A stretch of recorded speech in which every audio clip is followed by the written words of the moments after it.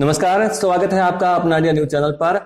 आज देश कोरोना से जंग लड़ रहा है। प्रधानमंत्री नरेंद्र मोदी के नेतृत्व में पूरी सरकार, प्रशासन और देशवासी इस जानलेवा वायरस से निजात पाने की पूरी कोशिश में जुटे हुए हैं। लेकिन जो प्रधानमंत्री मोदी की तरफ से जो कोरोना संकट के दौरान 20 लाख करोड़ रुपए के आर्थिक पैकेज का ऐलान किया गया था, उस पर भी कांग्रेस ने सवाल उठाने शुरू कर दिए हैं। राहुल गांधी ने आज इस राहत पैकेज पर अपनी राजनीति करनी शुरू कर दी है। राहुल का कहना है कि सरकार जनता के लिए पैकेज नहीं, उनके खाते में सीधा पैसा ट्रांसफर करे। इस मुद्दे पर हमारे साथ जुड़ी है पॉलिटिकल एनालिस्ट ममता काले जी। ममता जी, आपका बहुत बहुत स्वागत है अपना इंडिया चैनल पर। राहुल गांधी ने जो मोदी सरकार पर सवाल खड़े किए हैं, वो कहां तक जायज है, इस पर आप अपनी राय दीजिए। देखिए, जहां तक कांग्रेस पार्टी का सवाल है, उसने हमेशा ही सिर्फ और सिर्फ राजनीति करी है। उनका सिर्फ एक ही काम रहा है कि किसी भी तरीके से जो कुछ भी ये सरकार अच्छा कर रही है इस कोरोना के संकट में, उसकी निंदा की जाए, उसकी बुराई की जाए। और असल में बात यह है कि उनकी परेशानी जो है भारतवर्ष के माननीय प्रधानमंत्री जी से है, और उनका विरोध करते करते आज वो बिल्कुल देश विरोध पर उतर आए हैं। आपने देखा होगा कि जब शुरुआती दौर में जब लॉकडाउन हुआ था, उस समय उन्होंने बोला लॉकडाउन क्यों किया गया, जबकि लॉकडाउन ही केवल एक सोल्यूशन था। और इस लॉकडाउन की जो सही समय पर जो निर्णय प्रधानमंत्री जी ने लिया, उसकी WHO ने तारीफ करी, उसके विश्व के तमाम विकसित राष्ट्रों ने तारीफ करी। और उसी के कारण आज जो है हिंदुस्तान में विकसित राष्ट्रों की तुलना में बहुत कम मृत्यु दर है हमारा, बल्कि उन सबसे बहुत कम मृत्यु दर है, और हमारे कोविड के केसेस भी बहुत कम है। ये तो एक बात हो गई। दूसरी बात यह है कि जब तक ये पैकेज अनाउंस नहीं हुआ था 20 लाख करोड़ का, तब तक जो है कांग्रेस पार्टी दिन रात रोती रहती थी। और उनका सिर्फ यही कहना था कि जो हमारी GDP है उसका 5 और 6% तक आप जो है एक पैकेज दे दो। लेकिन आज हिंदुस्तान के प्रधानमंत्री ने हमारी GDP का 10% जो है पैकेज जो है राहत का घोषित किया है। तो देखिए, ये वही सरकार है जो है अपने पूर्वजों के समय से गरीबी हटाओ का नारा चलाते आ रही है।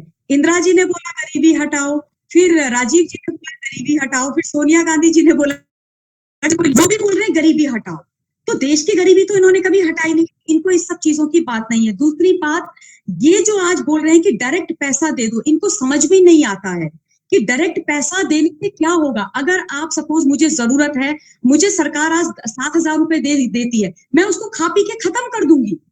तो शॉर्ट टर्म गेन नहीं चाहिए, हमें लॉन्ग टर्म गेन चाहिए। और अगर सरकार के पैकेज को आपने देखा होगा, तो उसमें हमने देखा है कि उससे इकोनॉमी को स्ट्रेंथन करने, सुदृढ़ करने के लिए किया गया है। ये कह रहे हैं कि लोन दे रहे हैं, इनको समझ में नहीं आता है। ये इतने नासमझ, इतने ऐसे लोग हैं जिनको ये समझ में नहीं आ रहा है कि MSME सेक्टर जो है हमारी GDP को 30% जो ग्रोथ होती है वो MSME सेक्टर से आती है। उसके लिए 50,000 करोड़ का पैकेज जो है सरकार ने अनाउंस किया है। 3 लाख करोड़ का जो है कोलैटरल फ्री जो है उन्होंने बोला है कि लोन दिया जाएगा। और सरकार कह रही है कि उसमें बैंकों को परेशानी नहीं होगी, गारंटर हम बनेंगे, है ना। और पैसा जो है वो जो मतलब जो लिक्विडिटी है, वो लिक्विडिटी आएगी तभी तो मार्केट उठेगी। देखिए, जो व्यवसायी है उसके लिए ये लोन है, लेकिन जो काम कर रहे हैं, जो लेबर हैं, जो कर्मचारी हैं, उनके लिए पैसा है, उनकी आय है।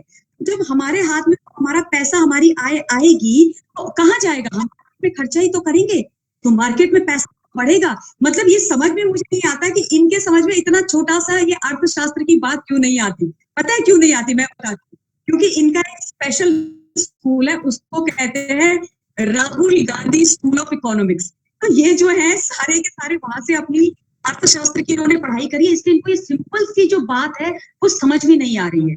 और अगर हम पैकेज की बात करें तो आप देखिए कितना खूबसूरत, कितना बड़ा पैकेज जो है घोषित किया गया है, जिसमें किसानों से लेकर के और अंतरिक्ष तक हर चीज की व्यवस्था की गई है।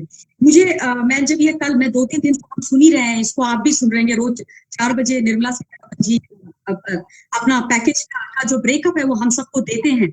और वो साफ तौर पर ये भी बोलती है कि ये हमारा पैसा नहीं है, जनता का पैसा है जो हम जनता को दे रहे हैं।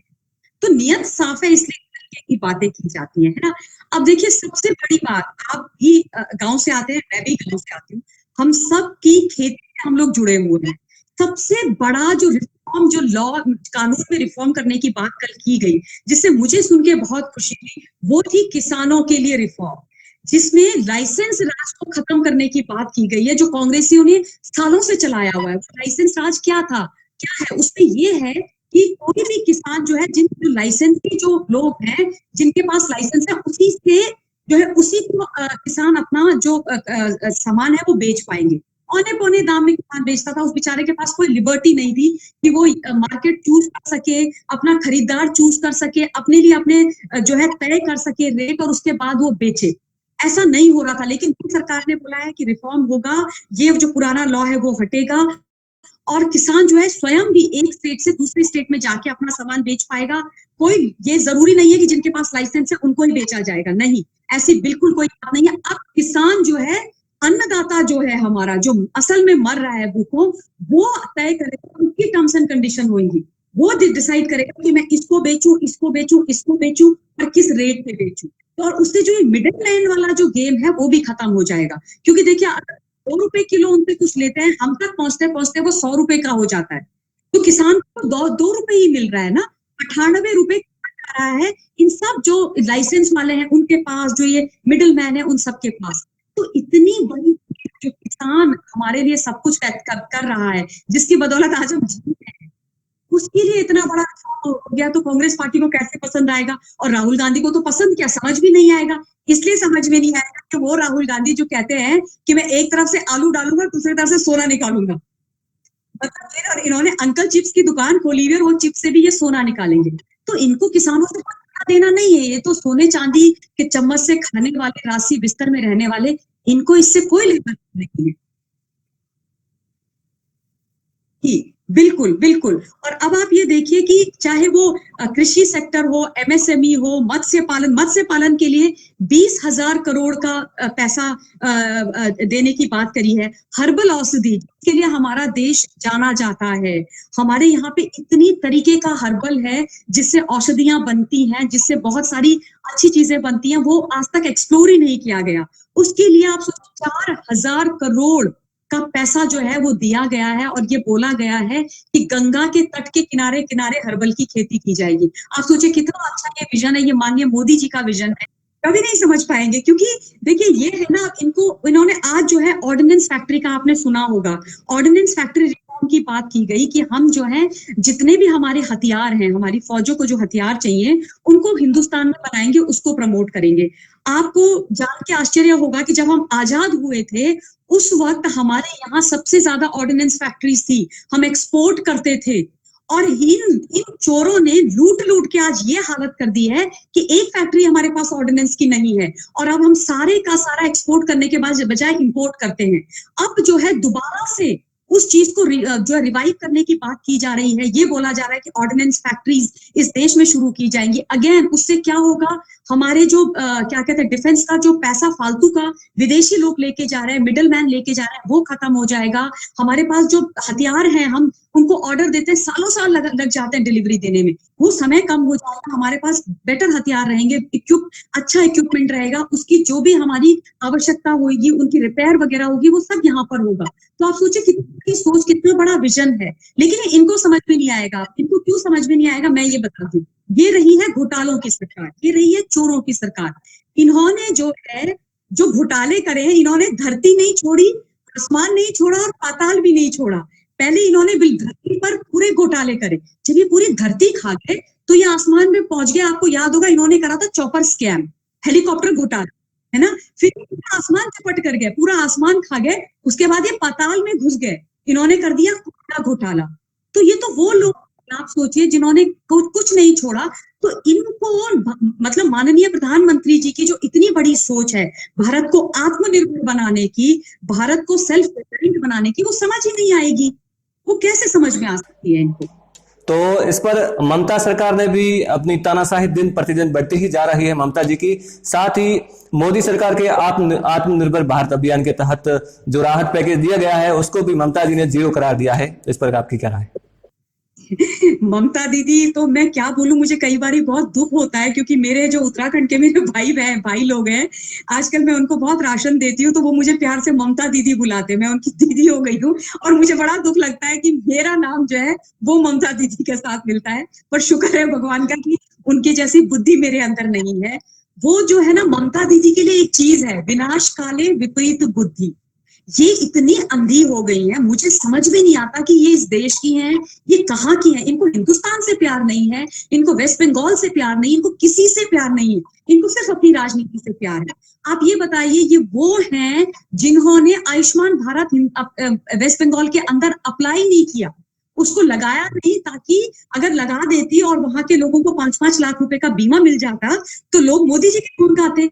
तो ये इस तरीके की, तो इनको वो चीज पसंद नहीं आई। आज ये लोग जो है, ममता दीदी कहती नहीं नहीं, ये तो लोन देने की बात हो रही है, इसमें सरकार का क्या योगदान है।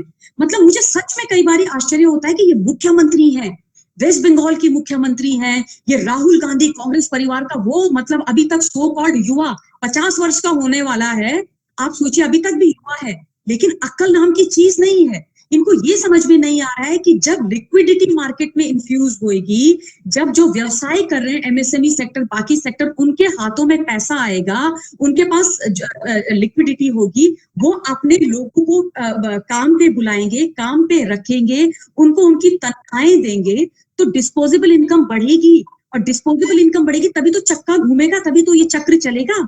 तो कैसे कैसे करेंगे ये कहाँ से अर्थशास्त्र पढ़ के आए हैं, मुझे समझ में नहीं आता। और दूसरा, इनका, मैंने एक स्पोक्स पर्सन थे वेस्ट बंगाल के, मैं किसी चैनल में उनकी बात सुन रही थी, मुझे बड़ी हंसी आई। कहते हैं कि क्या कहते हैं, क्या किया है, कुछ नहीं किया आम जनता के लिए। ये सुनते भी नहीं है चीजें। आप ये बताइए, जो टीडीएस और टीसीएस है उसका 25% उन्होंने बोला है कि हम कम, मतलब उसको कम कर दिया है, जो टीडीएस था। और टीडीएस मतलब ये कि अगर 100 रुपया है तो अब हम 75 रुपए देंगे, और साफ सी गणित है, साफ सी कैलकुलेशन है कि अब 25 रुपया जो है हमारे हाथ में बच रहा है, यानी कि 25 रुपया जो हमारे हाथ में, वो हमारी उतनी, हमारी जो है खर्च करने की क्षमता बढ़ गई है, हमारी डिस्पोजेबिलिटी बढ़ गई है। तो वो मुझे, मतलब बड़े बातें बड़ी अजीब कर रहे थे ममता दीदी की तरह।